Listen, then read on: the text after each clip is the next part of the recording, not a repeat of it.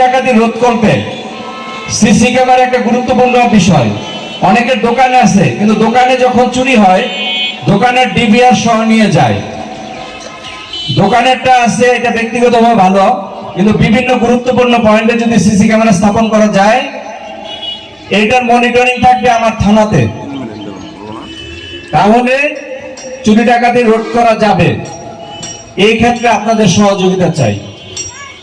আপনাদের সকল ব্যবসায়ী লোকদের সহযোগিতায় এটা স্থাপন করা সম্ভব। সরকারি কোনো বাজেট এই খাতে নেই, আর পুলিশের তো বাজেট নাই। এটা ইউনো মহোদয় আছে, ওনায় ভালো জানেন যে পুলিশের আপ্যায়নের জন্য বাজেট নেই, পাবলিক গেলে যে আপ্যায়ন করা হবে এটারও বাজেট নেই। তো আপনাদের সহযোগিতা, আপনাদের নিরাপত্তার জন্য যদি একটি দোকান লুণ্ঠিত হয়, চুরি যায় বা মালামাল ডাকাত দ্বারা লুণ্ঠিত হয়, ওই দোকানের 10 লক্ষ 20 লক্ষ 50 লক্ষ টাকা মালামাল চলে যায়। এখন আপনারা নিজেরা সিদ্ধান্ত নেবেন 10 লক্ষ 50 লক্ষ টাকা খোয়াবেন, নাকি মাসিক ভিত্তিতে 1000 বা 500 টাকা সার্ভিস চার্জ দিয়ে আপনার সম্পদের নিরাপত্তা নিশ্চিত করবেন। কোনটা চান? মাসিক সার্ভিস চার্জ দিয়ে কম দিয়ে আপনাদের নিরাপত্তা নিশ্চিত চান, না মাঝে মাঝে এমন চুরি ডাকাতি হলে নির্দিষ্ট ব্যক্তি ক্ষতিগ্রস্ত হবে ওইটা চান?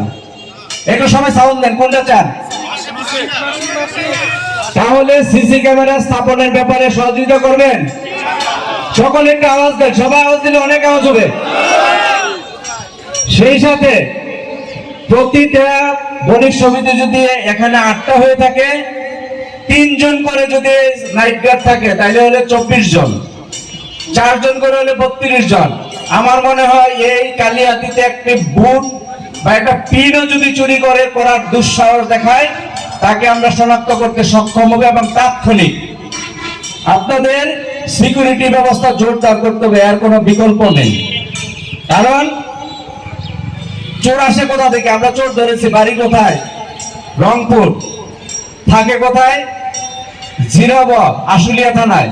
তারা যেহেতু আপনাদের এটা হাইওয়ে রোড, গাড়ি দিয়ে আসে, যেখানে সুযোগ পায় ওই জায়গায় গাড়িটা থামাবে।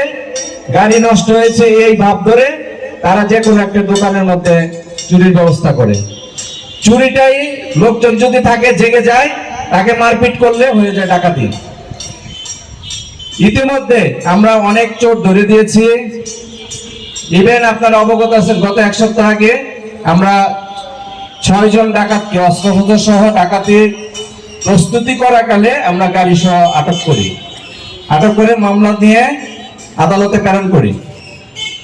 অনুরূপভাবে মাদক সিসি ক্যামেরা যদি বিভিন্ন গুরুত্বপূর্ণ পয়েন্টে থাকে, আমার মনে হয় এত বড় সাহস কোনো মাদক ব্যবসায়ী নেই যে সিসি ক্যামেরার আশেপাশে মাদক ব্যবসা করবে।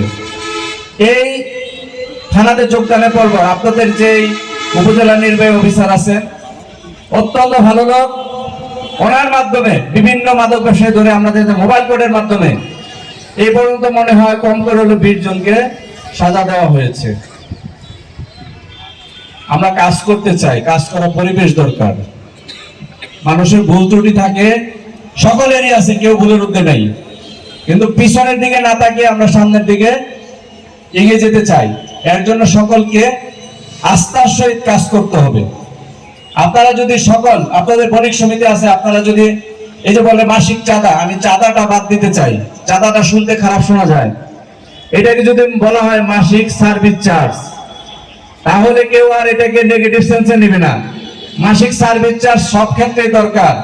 আপনার সম্পদ রক্ষার জন্য যদি একটি যুক্তিসঙ্গত, প্রত্যেকটা সমিতি যুক্তিসঙ্গত সার্ভিস চার্জ প্রদান করে নাইট গার্ড রাখেন, নাইট গার্ডের পাশাপাশি যদি সিসি ক্যামেরা মনিটরিং চলে, তাহলে মনে হয় এই অনাকাঙ্ক্ষিত ঘটনা এড়ানো 100% না হলো 95% এড়ানো সম্ভব। আপনারা আমার সাথে একমত? আপনারা সহযোগিতা করবেন। বড় দুর্ঘটনা থেকে মাসে মাসে অল্প করে খরচ করলে দেখা গেছে এটা কারো গায়ে লাগবে না। যেই দোকান চুরি হয়, যার সম্পদ নিয়ে যায়, সে বুঝে, সে রাস্তা বসে যাওয়ার অবস্থা হয়। যে আগের দিন এত বড় ব্যবসায়ী তার 40-50 লক্ষ টাকার মালামাল নিয়ে গেলে সে রাস্তা বসে যায়।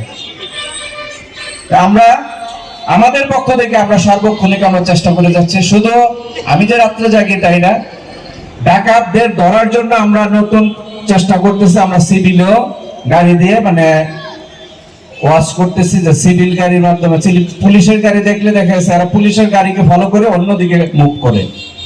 আমরা সিভিল গাড়ি দিয়েও চেষ্টা করতেছি ওদেরকে ধরার জন্য।